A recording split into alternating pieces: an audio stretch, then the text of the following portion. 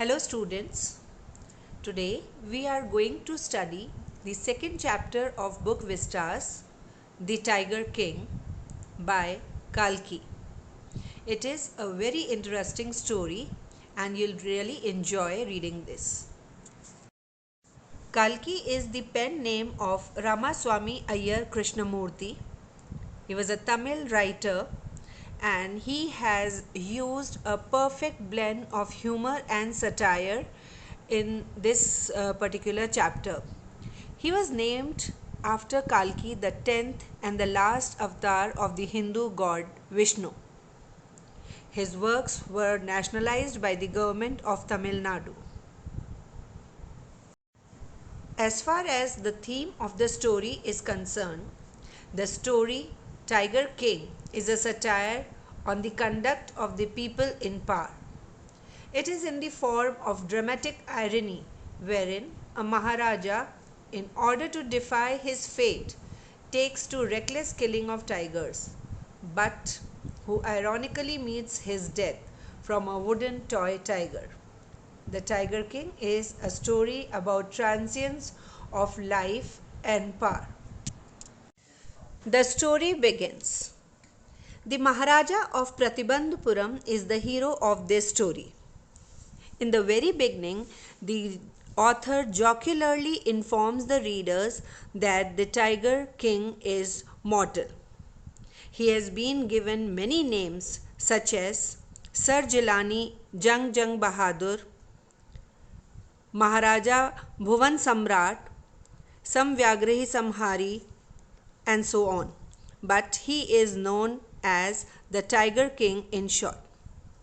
At the time of his birth, the astrologers foretell that the newly born prince is destined to be a great warrior, hero of heroes, but one day he will have to meet his death. When the king was just 10 days old, astrologers predicted that he would be killed by a tiger. And at this moment, a miracle took place. 10-day-old prince, mere 10-day-old, started speaking and asking the astrologers, "O wise prophets, at least tell me the manner of my death." Everyone was surprised. How can a 10-day-old child speak? The chief astrologer said that since the king is born in the hour of the bull, and bull and tiger are enemies, hence his death would come from the tiger. And the prince growled, "Let tigers beware." At the age of 20, he was crowned the king, and then he came to know about the prediction relating to his death. From then, he started killing tigers and banned the tiger hunt by any other person in the state. It was a celebration time for the tigers because no other person could even fling a stone at the tigers. Maharaja killed the first tiger. He was extremely thrilled. He sent for the astrologer and told him, "See, I have killed the tiger." The astrologer said, "Your Majesty, you may kill 99 tigers in exactly the same manner, but you must be very careful with the 100th tiger." And adding this, the astrologer promised to tear up all his books on astrology and set fire to them if he killed the 100th tiger. The Maharaja vowed that he would attend to all other matters only after killing tigers, and that too 100 tigers. Initially, the king seemed well set to realize his ambition. He faced many dangers. Sometimes the bullet missed its mark. The tiger jumped upon him, but each time it was the Maharaja who won. But then came a problem. Once, the Maharaja was in the danger of losing his throne. A high-ranking British officer visited Pratibandhupuram. He was very fond of hunting tigers and fonder of being photographed with the tigers he had shot. He wished to hunt tigers in Pratibandhuram.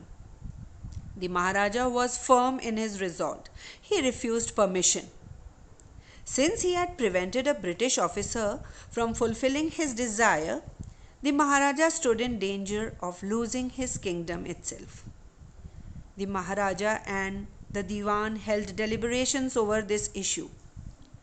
About 50 expensive diamond rings of different designs were sent to the British officer's good lady. The king and the minister expected her to choose one or two rings and send the rest back. But she kept all of them and sent a letter of thanks. The Maharaja was happy that though he had lost 3 lakh of rupees, he had managed to retain his kingdom. The Maharaja's tiger hunt continued to be highly successful. Within 10 years, he had killed 70 tigers in the state of Pratibandhuram. But then, there were no tigers left in the state.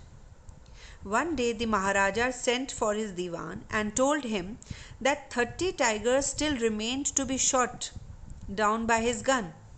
He told the Diwan that he had decided to get married. The Diwan found the right girl from a state with a large number of tigers. Each time Maharaja Jang Bahadur visited his father-in-law, he killed 5 or 6 tigers. In this way, 99 tiger skins adorned the walls of the reception hall in the Pratibandhuram palace. There remained just one tiger to be killed to reach the figure of 100.